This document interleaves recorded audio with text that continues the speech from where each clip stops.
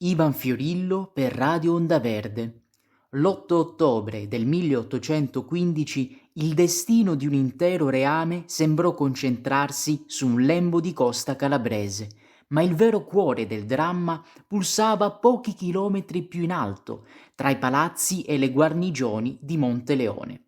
Quando Gioacchino Murat, il re spodestato che aveva guidato le cariche di cavalleria di Napoleone in mezza Europa, mise piede a terra a Pizzo, la sua bussola non puntava verso la marina, ma verso quella città che rappresentava il perno amministrativo e militare della Calabria ulteriore.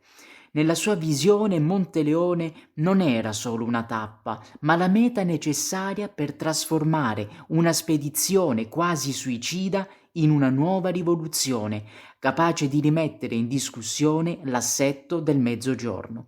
Egli sapeva che chi controllava quella piazzaforte controllava le chiavi della regione e potenzialmente la strada verso Napoli. Tuttavia, la Monteleone che Murat immaginava di trovare era profondamente diversa dalla realtà che lo attendeva. La città era diventata il cuore operativo della restaurazione borbonica, un luogo dove la gerarchia militare e la burocrazia statale avevano creato una rete di controllo capillare. In quel centro nevralgico risiedeva il generale Vito Nunziante, figura chiave incaricata dal governo centrale di mantenere l'ordine nelle Calabrie. La centralità di Monteleone non era solo una questione di mappe, ma di gerarchie consolidate. Era il luogo dove i magistrati, i capi distretto e i comandanti delle milizie urbane coordinavano ogni movimento, rendendo la città un baluardo inespugnabile contro qualsiasi tentativo di insurrezione napoleonica. La stabilità della città vibonese era considerata fondamentale per la sicurezza di tutto il regno e le sue istituzioni non erano affatto disposte a cedere alle lusinghe di un passato imperiale che appariva ormai lontano e pericoloso. Ricevuta la notizia dello sbarco, la macchina difensiva borbonica si attivò con una precisione chirurgica che partì proprio dalle stanze del comando monteleonese.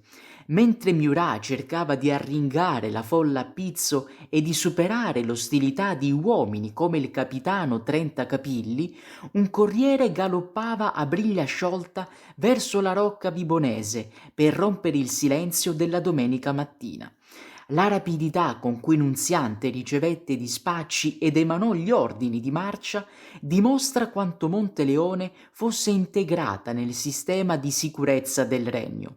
Da questa cabina di regia vennero decise le mosse che avrebbero accerchiato il re, impedendogli di risalire la china e di trovare rifugio tra i boschi o tra possibili sostenitori che non ebbero mai il tempo di organizzarsi.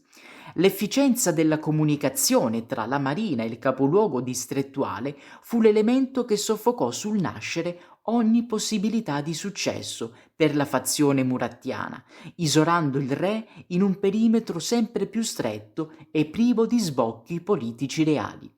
La fine dell'avventura murattiana non fu dunque decisa solo dagli scontri sulla spiaggia o tra i vicoli di Pizzo, ma dalla solidità istituzionale di Monteleone. La città non rispose al richiamo dell'antico sovrano, preferendo la stabilità garantita da una struttura amministrativa che lei stessa ospitava e rappresentava. Se il castello sulla marina fu il teatro fisico della prigionia e del tragico epilogo, Monteleone fu l'architrave politico che sostenne l'intera operazione.